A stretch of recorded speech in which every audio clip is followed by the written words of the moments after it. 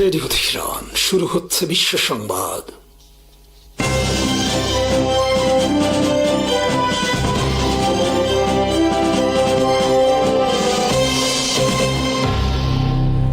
শুরুতেই সংবাদ শিরোনাম। ইসরায়েলের সঙ্গে মার্কিন সমর্থিত চুক্তির কোনো বৈধতা নেই জানালেন লেবাননের শীর্ষ ধর্মগুরু। মার্কিন পৃষ্ঠপোষকতায় হওয়া চুক্তি নিয়ে লেবানন জুড়ে ব্যাপক বিক্ষোভ। মার্কিন টার্গেটে আইআরজিসির তীব্র হামলা এবং ইরানের হামলায় ক্ষতিগ্রস্ত সামরিক ঘাঁটি ইসরায়েলে নেবে যুক্তরাষ্ট্র। যুক্তরাষ্ট্রের সাম্প্রতিক হামলার জবাবে পশ্চিম এশিয়ায় মার্কিন সামরিক লক্ষ্যবস্তুতে পাল্টা আঘাত এনেছে ইসলামিক রেভলিউশনারি গার্ড কর্পস নৌবাহিনী। এক বিবৃতিতে আইআরজিসি জানায়, ইরানের উপকূলীয় এলাকায় যুক্তরাষ্ট্রের আগ্রাসনের প্রতিক্রিয়ায় এই অভিযান পরিচালনা করা হয়েছে এবং এতে অঞ্চলে মোতায়েন মার্কিন সামরিক বাহিনীর অবস্থানগুলো লক্ষ্যবস্তুতে পরিণত করা হয়। বিবৃতিতে দাবি করা হয়, যুক্তরাষ্ট্র হরমুজ প্রণালীতে একটি জাহাজ চলাচলকে অজুহাত হিসেবে ব্যবহার করে ইরানের উপকূলীয় এলাকায় বিমান হামলা চালিয়েছে, যা দুই পক্ষের মধ্যে স্বাক্ষরিত সমঝোতা স্মারকের সুস্পষ্ট লঙ্ঘন। এর আগে মার্কিন সেন্ট্রাল কমান্ড জানায়, তারা ইরানের কয়েকটি লক্ষ্যবস্তুতে হামলা চালিয়েছে। সেন্টকমের দাবি, বৃহস্পতিবার ওমান উপকূল সংলগ্ন হরমুজ প্রণালী ছেড়ে যাওয়ার সময় সিঙ্গাপুরের পতাকাবাহী কার্গো জাহাজ এমভি এইভার লাভলির ওপর ইরানের ড্রোন হামলার জবাব হিসেবে এই অভিযান চালানো হয়েছে। তবে ইরান বরাবরের মতোই বেসামরিক বা অসামরিক লক্ষ্যবস্তুতে হামলার অভিযোগ অস্বীকার করেছে এবং এ ধরনের ঘটনাকে ফলস ফ্ল্যাগ অপারেশনের মাধ্যমে ইরানকে দোষারোপের চেষ্টা বলে দাবি করেছে। আইআরজিসি আরও জানায়, যুক্তরাষ্ট্র বিভিন্ন উস্কানিমূলক পদক্ষেপের মাধ্যমে সাম্প্রতিক সমঝোতা চুক্তি লঙ্ঘনের চেষ্টা করেছে এবং এর উপযুক্ত জবাব ইতোমধ্যেই দেওয়া হয়েছে। ভবিষ্যতে এ ধরনের আগ্রাসন পুনরাবৃত্তি হলে আরও কঠোর ও বিস্তৃত প্রতিক্রিয়া জানানো হবে বলেও সতর্ক করেছে বাহিনীটি। উল্লেখ্য, গত 7 এপ্রিল মার্কিন প্রেসিডেন্ট ডোনাল্ড ট্রাম্প যুদ্ধবিরতির ঘোষণা দেওয়ার পর দুই দেশের মধ্যে একটি সমঝোতা স্মারক স্বাক্ষরিত হয়েছিল। তবে আইআরজিসির দাবি, এরপরও যুক্তরাষ্ট্র একাধিকবার যুদ্ধবিরতি লঙ্ঘন করেছে এবং প্রতিবারই ইরান পাল্টা জবাব দিয়েছে। একই সঙ্গে বিভিন্ন প্রতিবেদনে দাবি করা হয়েছে, ইরানের হামলায় বাহরাইনে অবস্থিত মার্কিন পঞ্চম নৌবহরের ঘাঁটি ক্ষতিগ্রস্ত হওয়ায় যুক্তরাষ্ট্র তাদের কিছু সামরিক সম্পদ অন্যত্র সরিয়ে নেওয়ার বিষয়ও বিবেচনা করছে। বৈরুত সরকারের সঙ্গে ইসরায়েলের স্বাক্ষরিত যুক্তরাষ্ট্র সমর্থিত ফ্রেমওয়ার্ক চুক্তিকে তীব্র ভাষায় প্রত্যাখ্যান করেছেন লেবাননের গ্র্যান্ড জাফারি মুফতি শেখ আহমদ কাবালান। তিনি বলেন, বর্তমান লেবানিজ সরকার ও দখলদার ইসরায়েলি শাসনের মধ্যে হওয়া এই চুক্তির কোনো বৈধতা নেই। তার অভিযোগ, এই চুক্তির সবচেয়ে বিপজ্জনক দিক হল এটি কার্যত লেবাননের সেনাবাহিনীর কার্যক্রম এবং অধিকৃত লেবানিজ ভূখণ্ডের ওপর ইসরায়েলি সেনাবাহিনীর অভিভাবকত্ব প্রতিষ্ঠা করা। এর মাধ্যমে দখলকৃত এলাকাগুলোতে ইসরায়েলি সামরিক আধিপত্যকে নীরব স্বীকৃতি দেওয়া হয়েছে বলেও তিনি মন্তব্য করেন। শেখ কাবালান আরও বলেন, অশুভ আমেরিকার তত্ত্বাবধানে বর্তমান সরকার ও সন্ত্রাসী ইসরায়েলি সরকারের মধ্যে হওয়া এই সমঝোতা লেবাননের ইতিহাসে সবচেয়ে বড় জাতীয় বিপর্যয়। তার ভাষায়, এমন অবস্থান গ্রহণের মাধ্যমে বর্তমান সরকার শুধু নিজেদের প্রতিনিধিত্ব করছে, লেবাননের জনগণের নয়। এদিকে মার্কিন পররাষ্ট্রমন্ত্রী মার্কো রুবিও শুক্রবার ঘোষণা দেন, লেবানন ও ইসরায়েলের মধ্যে একটি ফ্রেমওয়ার্ক চুক্তি প্রতিষ্ঠিত হয়েছে, যা দুই পক্ষের ভবিষ্যৎ আলোচনার আইনি ভিত্তি তৈরি করবে। তিনি এটিকে দীর্ঘ ও কঠিন যাত্রার সূচনা বলে উল্লেখ করেন। যুক্তরাষ্ট্রে ইসরায়েলের রাষ্ট্রদূত ইয়েখিয়েল লেইটার বলেন, এই চুক্তি লেবানন ও ইসরায়েলের মধ্যে শান্তির পথ খুলে দিয়েছে। ইসরায়েলের প্রধানমন্ত্রী বেঞ্জামিন নেতানিয়াহু একে বড় সাফল্য হিসেবে আখ্যা দিয়ে জানান, হিজবুল্লাহ নিরস্ত্র না হওয়া পর্যন্ত ইসরায়েল দক্ষিণ লেবাননের নিয়ন্ত্রিত নিরাপত্তা বেল থেকে সরে যাবে না এবং সেখানে লেবানিজ নাগরিক বা হিজবুল্লাহ যোদ্ধাদের ফিরতে দেবে না। অন্যদিকে যুক্তরাষ্ট্রে লেবাননের দূতাবাস জানায়, চুক্তির প্রথম ধাপে দক্ষিণ লেবাননের 2টি পরীক্ষামূলক এলাকা থেকে ইসরায়েলি সেনা প্রত্যাহার করা হবে। সেখানে লেবাননের সেনাবাহিনী মোতায়েন করা হবে এবং রাষ্ট্রের বাইরে থাকা সশস্ত্র গোষ্ঠীগুলোকে নিরস্ত্র করার প্রক্রিয়া শুরু হবে। দূতাবাসের দাবি, এসব পদক্ষেপ ধাপে ধাপে পুরো লেবানন থেকে ইসরায়েলি সেনা প্রত্যাহার এবং দেশটির সার্বভৌমত্ব পুনঃপ্রতিষ্ঠার ভিত্তি তৈরি করবে। হাজার হাজার লেবানিজ নাগরিক যুক্তরাষ্ট্রের পৃষ্ঠপোষকতায় ইসরায়েলের সঙ্গে ঘোষিত একটি ফ্রেমওয়ার্ক চুক্তির বিরুদ্ধে দেশ জুড়ে বিক্ষোভে নেমেছেন। বিক্ষোভকারীরা এই চুক্তিকে লেবাননের সার্বভৌমত্বের জন্য হুমকি এবং জাতীয় স্বার্থের সঙ্গে বিশ্বাসঘাতকতা বলে আখ্যা দিয়েছেন। শুক্রবার রাতে সরকার চুক্তির ঘোষণা দেওয়ার পর রাজধানী বৈরুত সহ দেশের বিভিন্ন শহর ও জনপদে প্রতিবাদ ছড়িয়ে পড়ে। বিক্ষোভকারীরা রামলেথ আল বাইদা এলাকায় সরকারি সদর দপ্তরের কাছে এবং রাজধানীর বিভিন্ন এলাকায় জড়ো হয়ে ইসরায়েলের সঙ্গে যে কোনো ধরনের প্রত্যক্ষ আলোচনা বা রাজনৈতিক সমঝোতার বিরুদ্ধে স্লোগান দেন। সালিম সালাম এলাকায় প্রধান সড়ক অবরোধ করে টায়ারে আগুন ধরিয়ে দেওয়া হয়। এছাড়া মাশা রাফিয়া এবং বৈরুতের দক্ষিণাঞ্চলেও একই ধরনের বিক্ষোভ অনুষ্ঠিত হয়। বিভিন্ন স্থানে অবস্থান কর্মসূচির আয়োজন করে আন্দোলনকারীরা চুক্তি বাতিলের দাবি জানান এবং ইসরায়েলের সঙ্গে রাজনৈতিক বা কূটনৈতিক সম্পৃক্ততা থেকে সরকারকে বিরত থাকার আহ্বান জানান। বিপ্লবী গার্ড বাহিনীর মুখপাত্র ব্রিগেডিয়ার জেনারেল মোহেব্বি আজ যুক্তরাষ্ট্রের সেই দাবি জোরালোভাবে প্রত্যাখ্যান করেছেন, যেখানে বলা হয়েছিল যে হরমুজ প্রণালী নিয়ে ওয়াশিংটন ও তেহরানের মধ্যে একটি সরাসরি যোগাযোগ ব্যবস্থা বা হটলাইন রয়েছে। তিনি এই ধরনের দাবিকে সম্পূর্ণ ভিত্তিহীন, মিথ্যা এবং বিভ্রান্তিকর বলে অভিহিত করেন। সামাজিক যোগাযোগ মাধ্যমে দেওয়া এক বিবৃতিতে মোহেব্বি বলেন, হরমুজ প্রণালী সম্পর্কিত বিষয় ইরান ও যুক্তরাষ্ট্রের মধ্যে কোনো সরাসরি যোগাযোগ কখনো ছিল না এবং ভবিষ্যতেও হবে না। তিনি স্পষ্ট ভাষায় উল্লেখ করেন, এটি কখনো ঘটেনি এবং কখনো ঘটবেও না। তার ভাষায়, হরমুজ প্রণালী ইরানের সার্বভৌম ভূখণ্ডের অংশ এবং এর সঙ্গে যুক্তরাষ্ট্রের কোনো ধরনের সম্পর্ক বা কর্তৃত্ব নেই। আইআরজিসির মুখপাত্র আরও বলেন, যুক্তরাষ্ট্রের এমন দাবি বাস্তবতা বিবর্জিত এবং আন্তর্জাতিক জনমতকে বিভ্রান্ত করার একটি প্রচেষ্টা।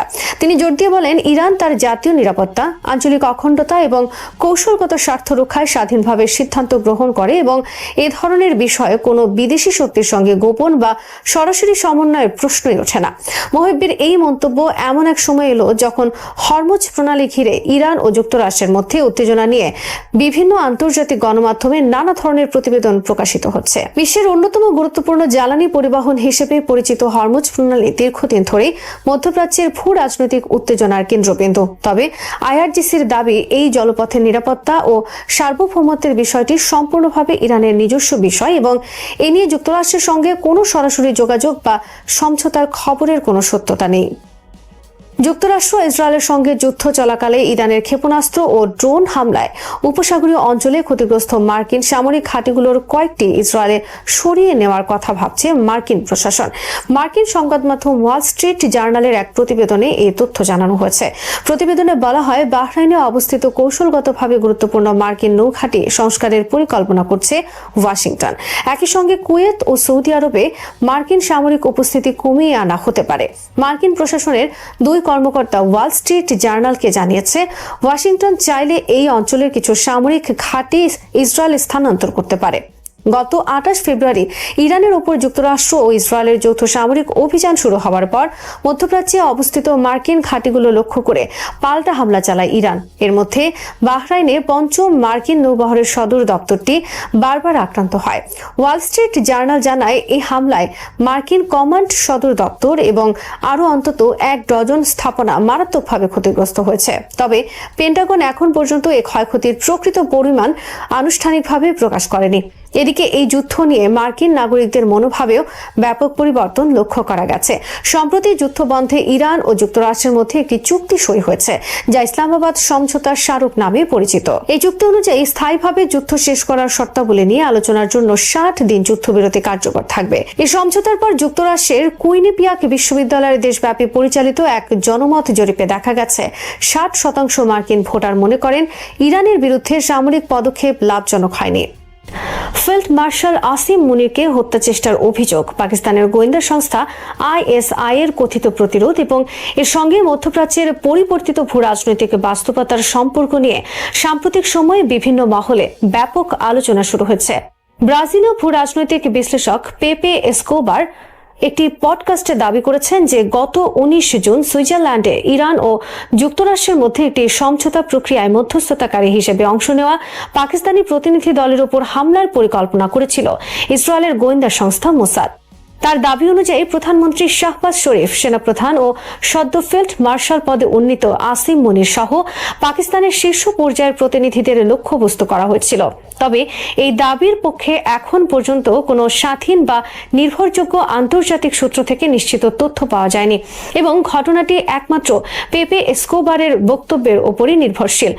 তবুও বিষয়টি আলোচনায় এসেছে, কারণ ইরান যুক্তরাষ্ট্র সম্পর্ক, ইসরায়েলের নিরাপত্তা কৌশল, পাকিস্তানের সামরিক অবস্থান এবং সাম্প্রতিক মধ্যপ্রাচ্যের শক্তির ভারসাম্যের পরিবর্তনকে ঘিরে একটি নতুন সমীকরণ তৈরি হচ্ছে। স্কোবারের দাবি অনুযায়ী পাকিস্তানের শক্তিশালী গোয়েন্দা সংস্থা আইএসআই বিভিন্ন মাধ্যমে সম্ভাব্য হামলার তথ্য পেয়ে দ্রুত পরিস্থিতি মূল্যায়ন করে। এরপর যুক্তরাষ্ট্রকে অবহিত করা হয় এবং ওমানের পররাষ্ট্র মন্ত্রণালয়ের একটি আনুষ্ঠানিক চ্যানেলের মাধ্যমে ইসরায়েলকে কঠোর বার্তা পাঠানো হয় যে পাকিস্তানি প্রতিনিধি দলের ক্ষতি করা হলে তার কঠিন পরিণতি হবে। স্কোবারের ভাষ্যমতে এই বার্তার পর ইসরায়েল পিছু হটতে বাধ্য হয়, কিন্তু এই বক্তব্যেরও কোনো সরকারি বা স্বতন্ত্র নিশ্চিতকরণ নেই।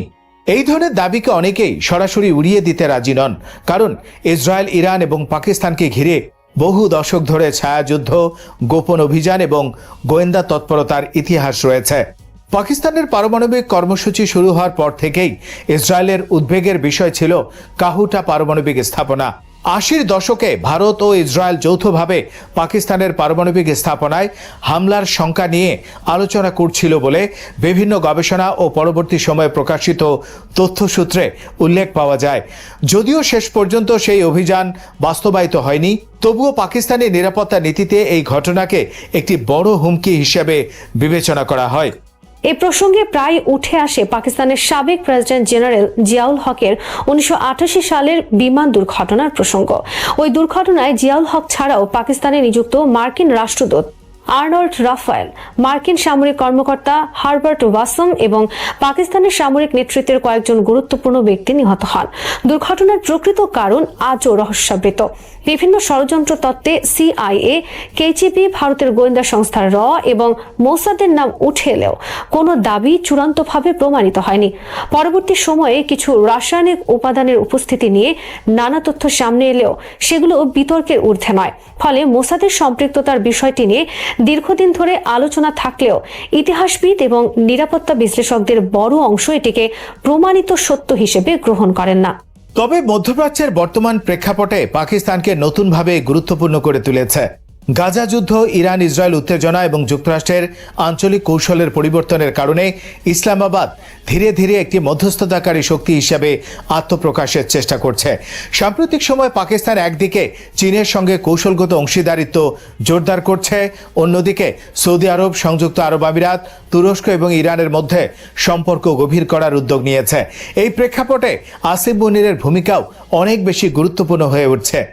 পাকিস্তানের সামরিক বাহিনী ঐতিহাসিকভাবে দেশটির পররাষ্ট্র ও নিরাপত্তা নীতির প্রধান নিয়ন্ত্রক শক্তি।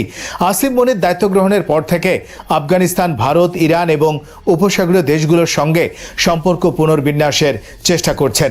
বিশেষ করে ইরানের সঙ্গে সীমান্ত নিরাপত্তা, জ্বালানি সহযোগিতা এবং আঞ্চলিক স্থিতিশীলতা নিয়ে সাম্প্রতিক সংলাপ পাকিস্তানের জন্য নতুন সুযোগ তৈরি করেছে। একই সময়ে সৌদি আরবও মধ্যপ্রাচ্যে নিজেদের অবস্থান পুনর্নির্ধারণ করছে। চীনের মধ্যস্থতায় সৌদি আরব ও ইরানের সম্পর্ক পুনঃস্থাপনের পর আঞ্চলিক রাজনীতিতে নতুন বাস্তবতা সৃষ্টি হয়েছে, যেখানে পাকিস্তান একটি সেতু বন্ধনকারী রাষ্ট্র হিসেবে নিজের অবস্থান তুলে ধরতে চাইছে। শাহবাজ শরীফ ও আসিফ মুনিরের সৌদি আরব সফরও এই বৃহত্তর কূটনৈতিক প্রক্রিয়ার অংশ হিসেবে দেখা হচ্ছে। বিশ্লেষকদের মতে এটি শুধুমাত্র দ্বিপক্ষীয় সম্পর্কের সফর নয়, বরং মধ্যপ্রাচ্যের উদীয়মান নতুন জোট কাঠামো, নিরাপত্তা সহযোগিতা এবং অর্থনৈতিক অংশীদারিত্ব নিয়ে উচ্চ পর্যায়ের আলোচনার সুযোগ। সৌদি আরব বর্তমানে ভিশন 2030 বাস্তবায়ন, বহুমুখী বৈদেশিক নীতি এবং যুক্তরাষ্ট্রের পাশাপাশি চীন ও অন্যান্য শক্তির সঙ্গে ভারসাম্যপূর্ণ সম্পর্ক তৈরির পথে হাঁটছে। পাকিস্তানও এই পরিবর্তনের সঙ্গে নিজেদের সামঞ্জস্যপূর্ণ করতে চাইছে। ফলে পেপে স্কোবারের উত্থাপিত অভিযোগ সত্য হোক বা না হোক, এটি এমন একটি সময়ে সামনে এসেছে যখন মধ্যপ্রাচ্যে ক্ষমতার পুনর্বিন্যাস দ্রুত এগিয়ে যাচ্ছে। ইরান ও যুক্তরাষ্ট্রের সম্ভাব্য সমঝোতা, ইসরায়েলের নিরাপত্তা উদ্বেগ, সৌদি আরবের কৌশলগত পুনর্গঠন এবং পাকিস্তানের সক্রিয় কূটনৈতিক ভূমিকা, সবকিছু মিলিয়ে একটি নতুন আঞ্চলিক বাস্তবতা তৈরি হচ্ছে।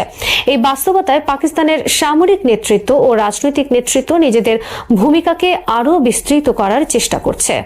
তবে আসিফ মুনিরকে হত্যা চেষ্টার অভিযোগের মতো গুরুতর বিষয়ে এখন পর্যন্ত কোনো নির্ভরযোগ্য আন্তর্জাতিক গোয়েন্দা প্রতিবেদন, সরকারি বিবৃতি বা স্বাধীন অনুসন্ধান পাওয়া যায়নি। ফলে এটিকে নিশ্চিত ঘটনা হিসেবে নয়, বরং একটি আলোচিত দাবি এবং বৃহত্তর প্রেক্ষাপটের অংশ হিসেবেই দেখা অধিকতর যুক্তিযুক্ত। কারণ আন্তর্জাতিক রাজনীতিতে গোপন অভিযান ও ছায়াযুদ্ধের ইতিহাস থাকলেও প্রতিটি অভিযোগের সত্যতা যাচাইয়ের জন্য নির্ভরযোগ্য তথ্য এবং বহুমাত্রিক প্রমাণ অপরিহার্য। আর সেই প্রমাণ ছাড়া যে কোনো বিশ্লেষণ শেষ পর্যন্ত সম্ভাবনা ও অনুমানের পর্যায়ে সীমাবদ্ধ থাকে। তবে এটা সত্য যে মধ্যপ্রাচ্যে চলমান ক্ষমতার পুনর্বিন্যাসের যুগে পাকিস্তান, ইরান, সৌদি আরব, যুক্তরাষ্ট্র এবং ইসরায়েলকে ঘিরে যে নতুন সমীকরণ তৈরি হচ্ছে তা আগামী কয়েক বছরে বৈশ্বিক ভূরাজনীতির অন্যতম গুরুত্বপূর্ণ অধ্যায়ে পরিণত হতে পারে। মধ্যপ্রাচ্যে দ্রুত পরিবর্তনশীল ভূ রাজনৈতিক বাস্তবতায় পাকিস্তান নিজেকে শুধু একটি পারমাণবিক শক্তিধর রাষ্ট্র হিসেবেই নয়, বরং একটি সম্ভাব্য আঞ্চলিক মধ্যস্থতাকারী এবং কৌশলগত অংশীদার হিসেবে প্রতিষ্ঠিত করার চেষ্টা করছে। ইরান যুক্তরাষ্ট্র সংলাপ, সৌদি আরবের নতুন পররাষ্ট্রনীতি, চীনের ক্রমবর্ধমান প্রভাব এবং ইসরায়েলের নিরাপত্তা উদ্বেগ সবকিছু মিলিয়ে এমন একটি জটিল পরিস্থিতির সৃষ্টি হয়েছে যেখানে প্রতিটি দেশের অবস্থান নতুনভাবে মূল্যায়িত হচ্ছে।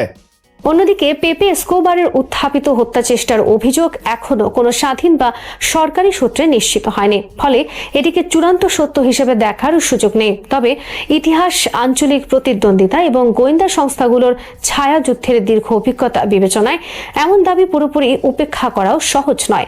কারণ মধ্যপ্রাচ্য ও দক্ষিণ এশিয়ার রাজনীতিতে বহু গুরুত্বপূর্ণ ঘটনা দীর্ঘ সময় ধরে রহস্যাবৃত থেকেছে।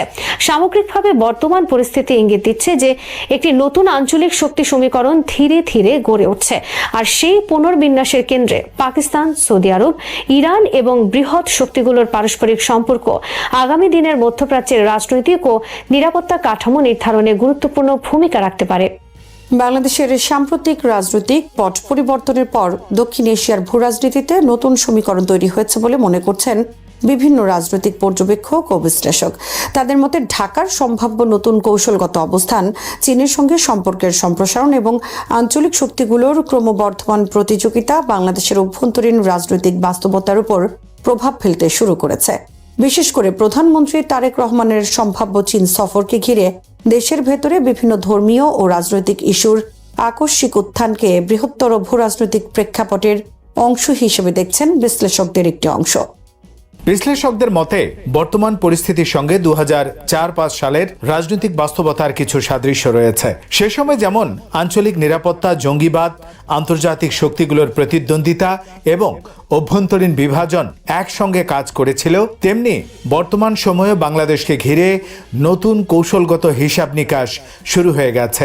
বিশ্লেষকদের দাবি, দক্ষিণ এশিয়ার শক্তির ভারসাম্যে বাংলাদেশ এখন এমন এক অবস্থানে রয়েছে যেখানে ঢাকার প্রতিটি বড় কূটনৈতিক সিদ্ধান্ত প্রতিবেশী দেশগুলোর নিরাপত্তা ও রাজনৈতিক হিসাবের উপর সরাসরি প্রভাব ফেলছে।